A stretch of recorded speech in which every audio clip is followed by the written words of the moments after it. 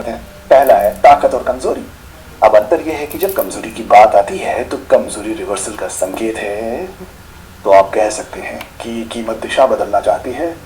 यहाँ एक निचला स्तर था जिसके नीचे जाने का फैसला किया गया। इसका मतलब है कि हमारे पास ताकत है जिसे हम बाद में कवर करने जा रहे हैं, लेकिन अब हमारे पास ताकत है और ये एक निरंतरता है। अब जब इस निचले स्तर की बात आती है तो हम इसके नीचे विस्थापित नहीं हो पाए। हम वास्तव में एक बाती के साथ बंद होते हैं जो पहले से ही कमजोरी है और ये रिवर्सल का संकेत है। इसका मतलब है कि सबसे अधिक संभावना है कि हम उस दिशा में जारी नहीं रहने वाले हैं। हम नीचे नहीं जाने वाले हैं, लेकिन हम ऊपर जाने वाले हैं। दूसरी ओर ताकत निरंतरता का संकेत है। इसका मतलब है कि कीमत उसी दिशा में बढ़ना चाहती है। अगर आप इस और इसके बीच अंतर देखें तो ये है कि निचले स्तर पर जब कीमत निचले स्तर के करीब पहुंचती है और उस निचले स्तर से आगे निकल जाती है तो यहाँ जो होता है वो नीचे विस्थापित बंद होता है। दूसरी ओर यहाँ हमारे पास एक सप्ताह का रिवर्सल जारी है। रिवर्सल कमजोरी और ताकत, इसलिए हम रिवर्सल को पहचानने के लिए यहाँ कमजोरी का उपयोग करने जा रहे हैं। लेकिन कभी माइनस कभी आप ट्रेंड में बदलाव या स्ट्रक्चर में बदलाव देख सकते हैं और मैं आपको दिखाऊंगा कि ये कैसे करना है। दूसरी अवधारणा है उचित मूल्य अंतर। अब ये बहुत से लोग पहले से ही जानते हैं कि ये असंतुलन तब होता है जब पहली मोमबत्ती यहाँ होती है तो हमारे पास 3 मोमबत्तियाँ हैं।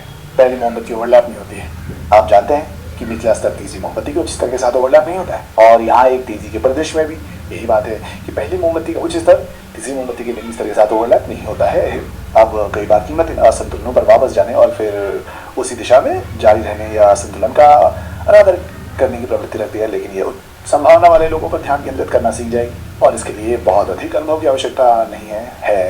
अब हर सेटअप में अनुभव रखता है, क्योंकि आप जितने अधिक अनुभवी होंगे आप पैटर्न की पहचान करने में उतने ही बेहतर होंगे और आप उच्च संभावना वाले सेटअप पर उतना ही अधिक ध्यान केंद्रित कर पाएंगे।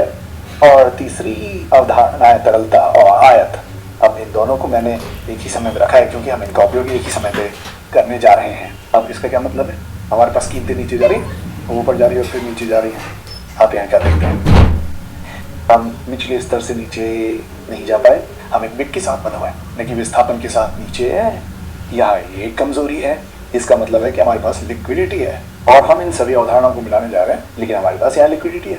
और उसके बाद जो होने जा रहा है वो है आयत बनाना। अब हम आयत को भी विस्तार से कवर करने जा रहे हैं। आप में से अधिकांश लोग आयत से पहले से ही परिचित हैं, लेकिन हम यहाँ आयत बनाने जा रहे हैं और हम प्रवेश की तलाश करने जा रहे हैं, लेकिन हम इन सभी अवधारणाओं को एक साथ मिलाने जा रहे हैं।